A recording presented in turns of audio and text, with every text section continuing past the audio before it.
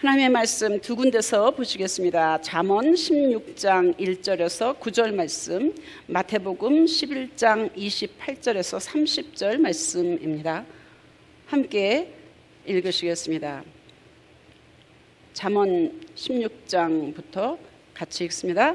마음의 경영은 사람에게 있어도 말의 응답은 여호와께로부터 나오느니라.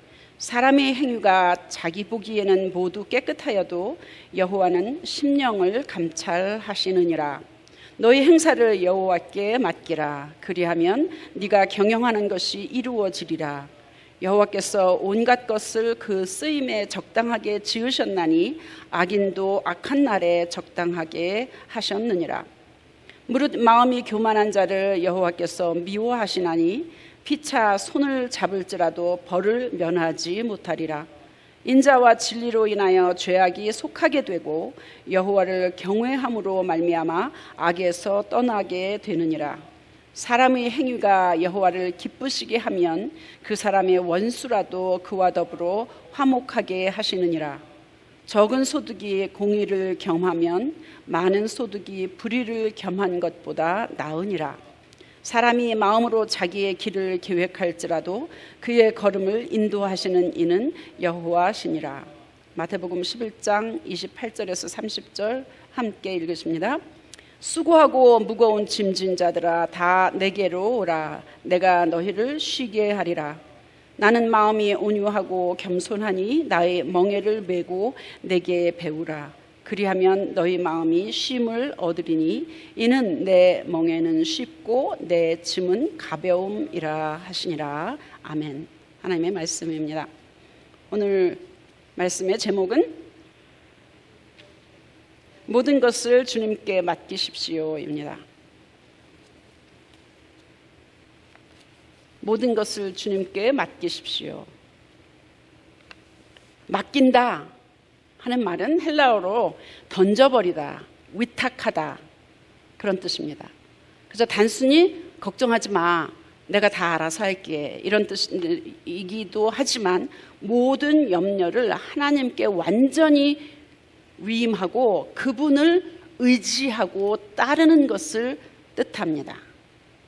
모든 것 다에는 여러 가지가 있겠죠, 그죠? 물질적인 어려움도 있겠고 인간 관계에서의 힘든 부분도 있겠고 나의 앞길, 미래의 여러 가지 일들, 계획, 내가 짊어지고 있는 짐, 스트레스, 부담 뭐 이런 거 다 속하겠죠.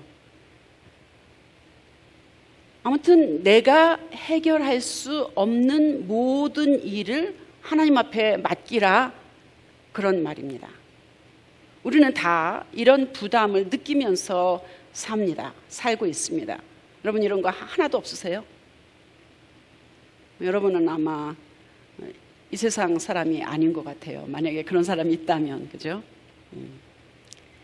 우리는 다 이런 부담, 어려움, 짐, 힘든 일 이런 일들을 겪으면서 살고 있습니다. 그런데 성경은 하나님은 이런 일들을 다 하나님께 맡기라고 말씀하십니다. 그러면 하나님께 맡기려면 뭐부터 시작을 해야 할까? 맡긴다는 것은 그분에 대한 신뢰, 믿음직한, 믿을만한 신뢰성이 있어야지 맡기지 않겠습니까? 사람 사이에서도 아무나 돈을 맡기거나 일을 맡기거나 어떤 직책을 맡기거나 이렇게 할 수는 없잖아요. 그죠? 우리가 사람에게도 어떤 일들을 맡기거나 돈이나 직책이나 이런 걸 맡길 때에도 그분이 믿을만한가, 정직한가, 약속을 잘 지키는가 이런 걸 보면서 맡기지 않겠습니까? 몇 번 약속을 해봤는데 안 지키더라. 그러면 그 사람을 믿고 어떤 일들을 같이 하기는 쉽지 않습니다.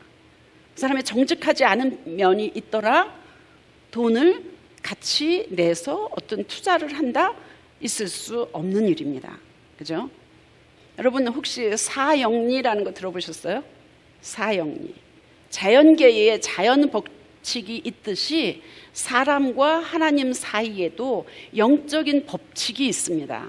그걸 같이 이제 세 가지로 이렇게 나누어서 설명한 건데, 전도를 위해서 이런 일들을 이야기하고 있습니다.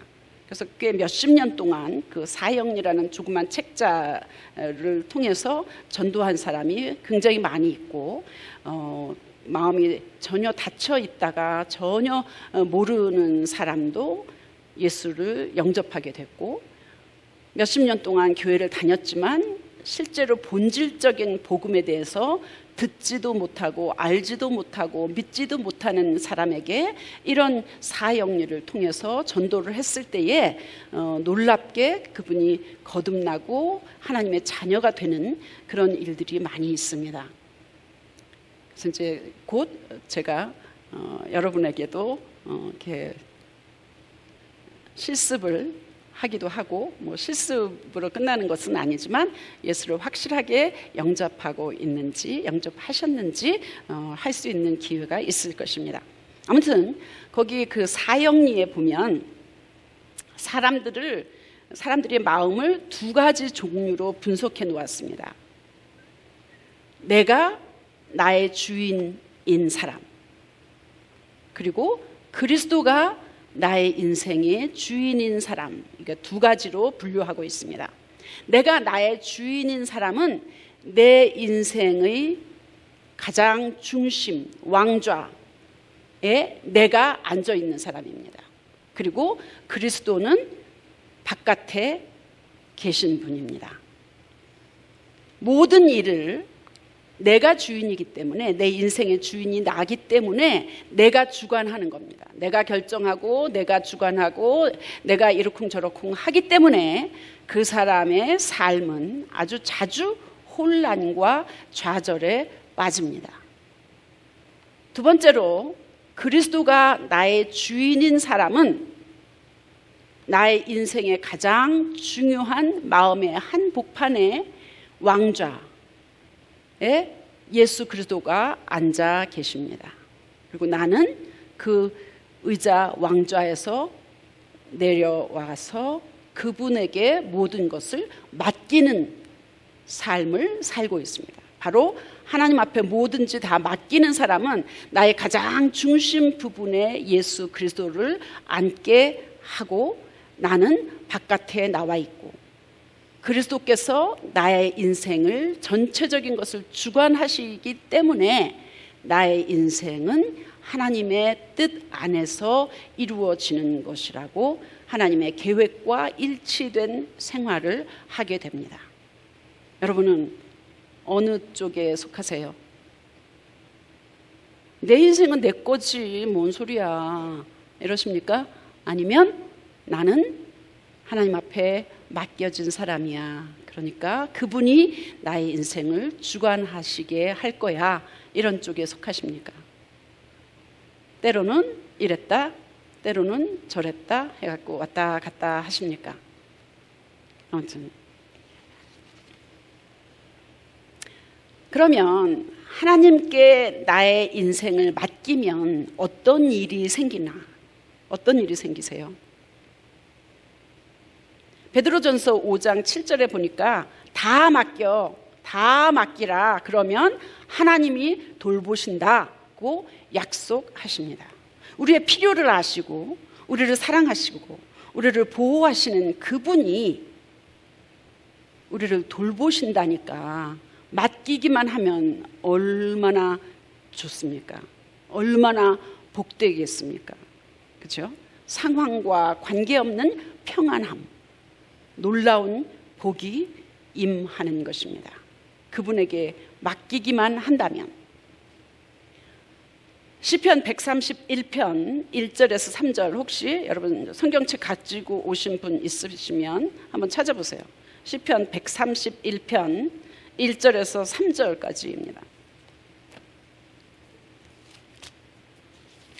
앞으로 성경책 가지고 오시면 좋겠습니다. 시편 131편 1절에서 3절까지.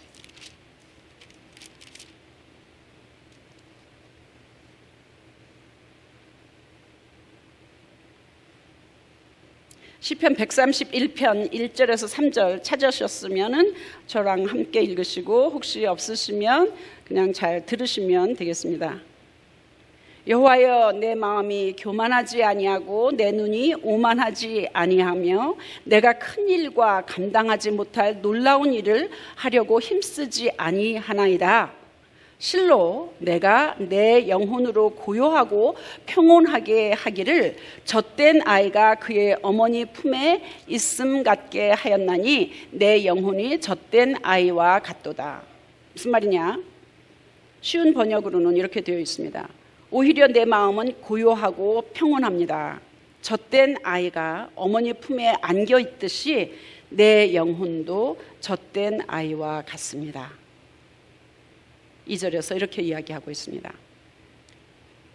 젖을 먹을 만큼 배불리 먹고 나서 엄마의 품에 잠든 아기의 모습을 상상하시면 세상의 가장 평안한 모습이 아니겠습니까?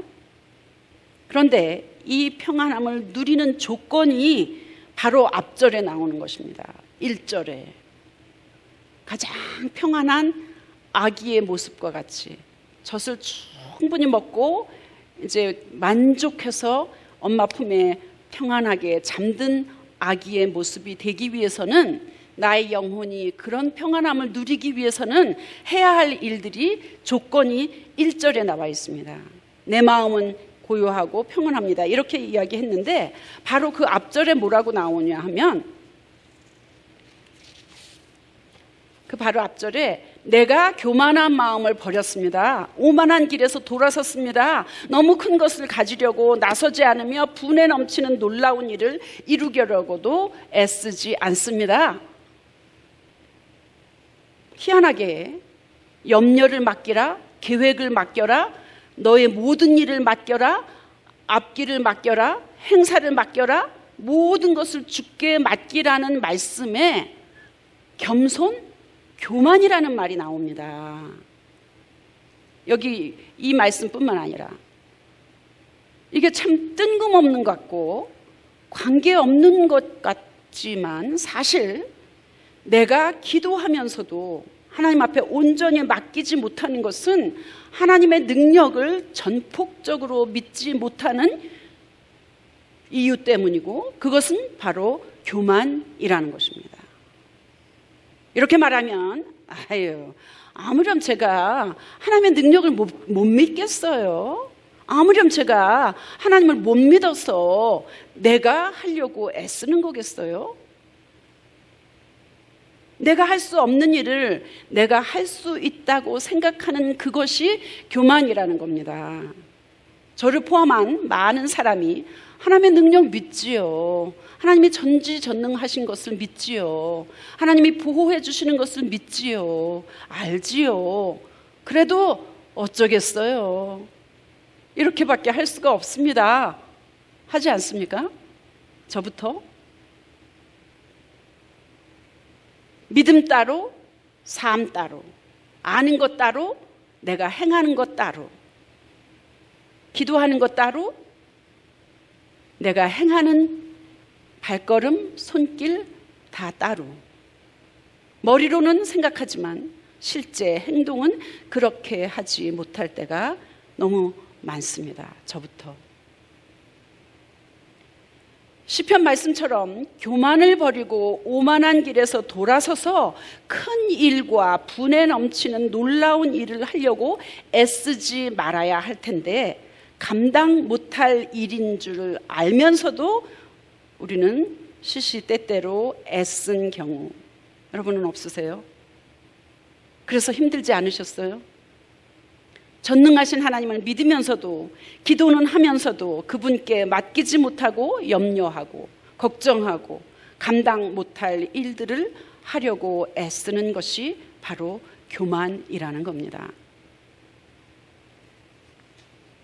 그렇다고 하나님께 맡기면 내가 아무 일도 안 해도 된다는 뜻은 아닙니다. 내가 할 수 있는 일과 하나님께서 하실 수 있는 일, 내가 할 수 없기 때문에 하나님 앞에 맡기는 일들을 분명히 구별해야만 합니다. 분별력이라고 이야기합니다. 하나님께 지혜를 구해서 내가 할 일을 열심히 하고 하나님이 해주실 일들을 하나님께 맡기고 사는 것, 그것이 하나님께서 주시는 지혜고 그것이 그리스도인의 하나님께 맡기는 삶을 사는 것입니다. 마태복음 본문에서도 수고하고 무거운 짐진 자들아 다 내게로 오라 하시면서 나는 온유하고 겸손하니 내게 와서 온유하고 겸손함을 배우라고 말씀하십니다. 다 나한테 맡겨. 그런데 겸손한 것을 조건으로 제시하고 있습니다. 겸손은요, 제가 종종 말씀드렸지만 예의 바르고 깍듯하고 공손하고 매너 좋고 차분하고 다른 사람을 대할 때 아주 인격적으로 대하고 교양 있고 이런 거가 겸손한 거 아닙니다. 물론 그런 사람이 겸손하다고 세상에서 이야기합니다.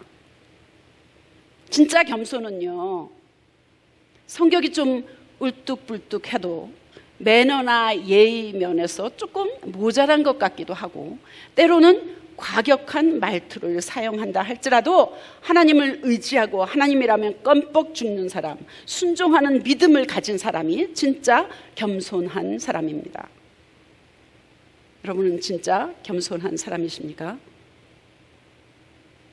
베드로전서 5장에서도 염려를 다 주께 맡기라고 하시면서 그리스도의 고난에 참여해라, 자원해서 기꺼이 하나님의 뜻을 따라서 주의 일을 힘써라, 교회의 지도자, 목회자에게 순종하라, 주장하는 자세로 하지 말고 본이 되어라, 겸손하게 사는 구체적인 삶의 덕목을 하나하나 이야기하고 있습니다. 이렇게 믿음을 지키고 모든 염려를 하나님께 다 맡길 때 하나님이 돌보시고 우리의 삶을 책임져 주신다는 겁니다. 그런데 맡기는 사람에게도 할 일이 있습니다. 주장하는 자세로 하지 말라는 겁니다. 맡기고 나서 계속 이렇게 해라 저렇게 해라 간섭하고 잔소리하고 그러면 일을 맡은 사람이 일을 제대로 할 수 있겠습니까? 특별히 주장하는 자세로 컨트롤하려고 하지 말아야 할 것입니다. 하나님께 맡겼으면 전적으로 그분이 책임지고 하실 수 있도록 기다려야만 합니다. 때로는 시간이 우리 시간과 다르게 오래 걸릴 수도 있습니다. 평생을 걸릴 수도 있습니다. 어떤 일은, 그죠? 아니면 내 평생에 하나님이 응답하시는 것을 보지 못할 때도 있습니다. 그러나 하나님은 반드시 약속을 지키시는 분이시고 무엇보다도 전지전능하신 분이기 때문에 하나님이 하신 말씀은 반드시 지키시는 놀라운 분이십니다. 그분께 맡기기만 하면 될 텐데 우리는 왜 믿는다면서도 기도한다면서도 안다면서도 맡기지 못할까요? 어느 목사님 이야기가 생각납니다. 미국에서 목회하던 어느 목사님이신데, 한국인 목사님이신데 10대의 아들, 자폐증을 가진 아들을 가진 목사님이셨습니다.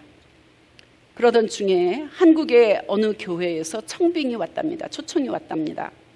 고민하며 기도하던 중에 하나님이 인도하시는 것 같다, 그런 마음이 들었습니다. 그런데다가 조건도 여러 가지 좋아서 감사했습니다. 그런데 아들 때문에 걱정이 있었습니다. 한국은 미국보다 장애자에 대한 편견이 심하고 장애자의 시설이나 혜택이나 이런 것들이 요즘은 많이 바뀌었지만 그래도 아직 부족한 것 아닌가 생각을 하니까 막상 자폐증 아들을 데리고 한국에 돌아간다는 게 쉽지 않았습니다. 갈등이 생겼습니다. 고민이 돼서 열심히 기도하던 중에 하나님이 이렇게 말씀하시는 것 같았습니다. 너 네 아들 나한테 맡길래? 혜택 많고 사람들 편견 덜하고 시설 좋은 미국에 맡길래 하시더랍니다. 이럴 때 사람들은 이렇게 이야기하는 사람들이 있을 겁니다. 하나님, 물론 하나님이 지키시고 보호하시는 거 알지요. 하나님이 인도하시는 거인 것 같습니다. 감사합니다. 그러나 현실은 현실입니다. 사람들 눈초리를 제가 어떻게 막을 수 있겠습니까? 아무리 한국이 나아졌다고 해도 미국의 혜택이나 장애자에 대한 편의를 따라갈 수 있겠습니까? 전 아무래도 미국에서 사는 게 더 나을 것 같습니다. 이런 사람들이 있지 않을까요? 그 목사님은 결국 하나님께 맡기기로 하고 한국에 가시기로 결정하셔서 한국에 가셨습니다. 그 뒤에 아들은 생각했던 것보다 훨씬 더 좋아졌고 생각보다 훨씬 잘 적응을 하고 주위 사람들을 통해서 오히려 더 많은 사랑을 받게 되어서 목회를 잘 하게 되었다는 뒷이야기를 들었습니다. 시편 22편 또 여러분 찾으실 수 있으시면 시편 22편 한번 찾아보시면 좋습니다.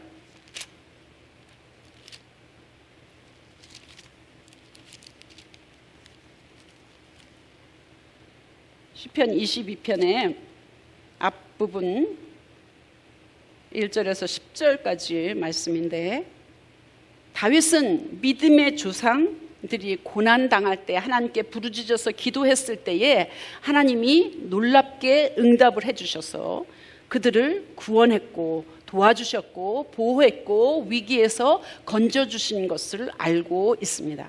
그래서 다윗은 위기에 처했을 때, 너무나도 힘들었을 때 하나님께 부르짖으며 기도했습니다.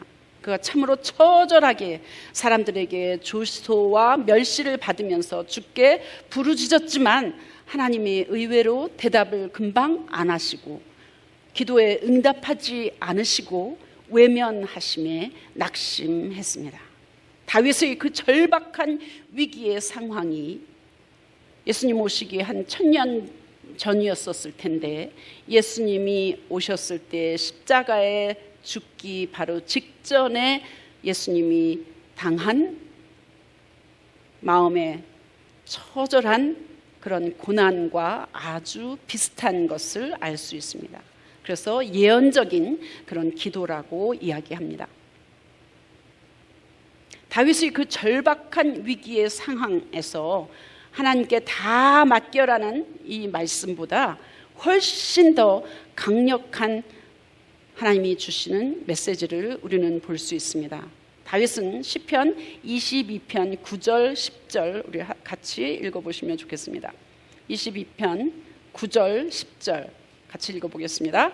오직 주께서 나를 모태에서 나오게 하시고 내 어머니의 젖을 먹을 때에 의지하게 하셨나이다. 내가 날 때부터 주께 맡긴 바 되었고 모태에서 나올 때부터 주는 나의 하나님이 되셨나이다. 이렇게 이야기합니다. 모태에서 태어나기 전부터 이미 하나님께 내가 맡겨진 사람이라 그걸 확인하고 확신하는 믿음의 고백을 다윗은 하고 있습니다. 내가 모든 것들을 하나님 앞에 맡겨, 이거보다 훨씬 더 강력한 메시지 아니겠습니까? 우리 한 사람 한 사람이 바로 내가 하나님 앞에 이 세상에 태어나기도 전부터 이미 하나님 앞에 내가 맡겨진 사람이라니까요.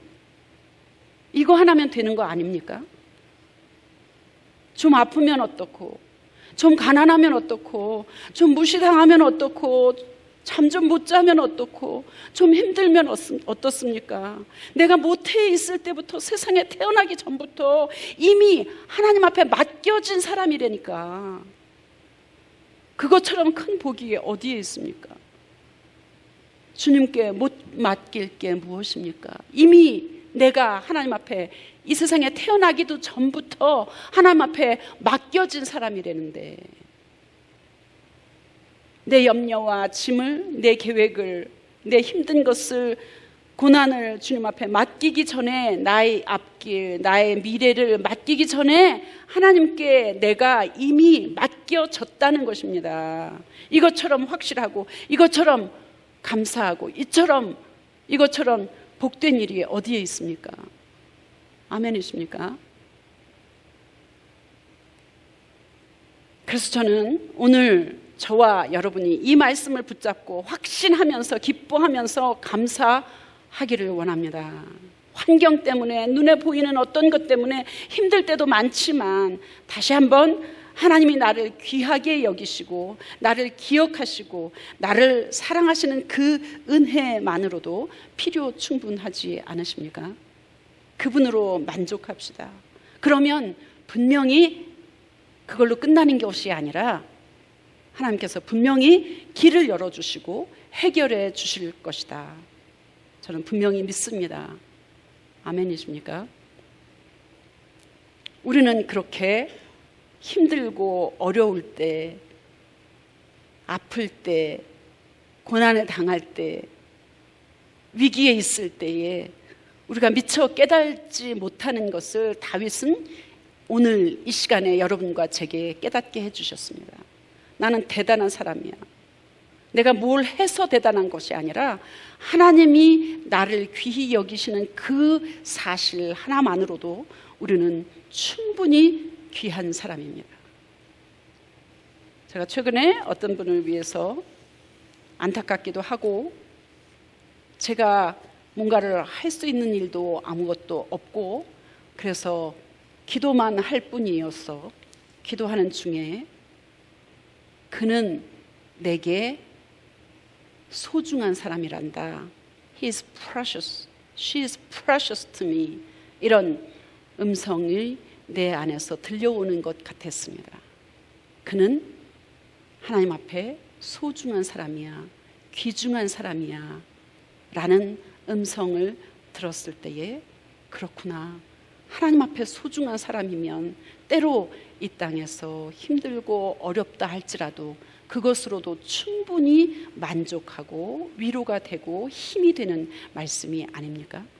단지 그냥 말씀으로만 위로가 되는 것이 아니라 하나님 앞에 소중한 사람이면 하나님이 그냥 놓아두시겠습니까?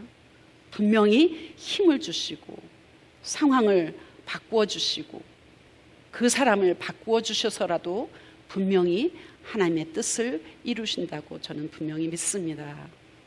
바로 그와 같은 은혜와 복이 우리 모두에게 임하기를 간절히 축원합니다. 기도하시겠습니다. 찬송 549장 부르시겠습니다.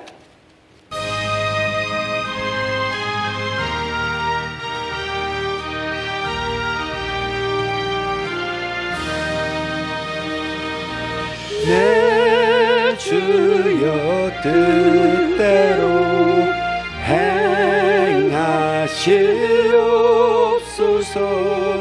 온 몸과 영혼을 다 주께 드리니 이 세상 고락간 주 인도하시고 날 주관하셔서 뜻대로 하소서. 내 주여 뜻대로 행하시옵소서. 큰 근심 중에도 낙심케 마소서. 주님도 때로는 울기도 하셨네. 날 주관하셔서 뜻대로 하소서. 내 주여 뜻대로 행하시옵소서. 내 모든 일들을 다 주께 맡기고 저 천성 향하여 고요히 가리니 살든지 죽든지 뜻대로 하소서.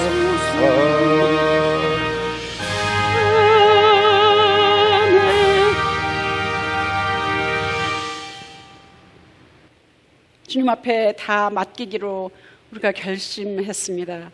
우리가 결심한 대로 행할 수 있도록 은혜를 베풀어 주시옵소서.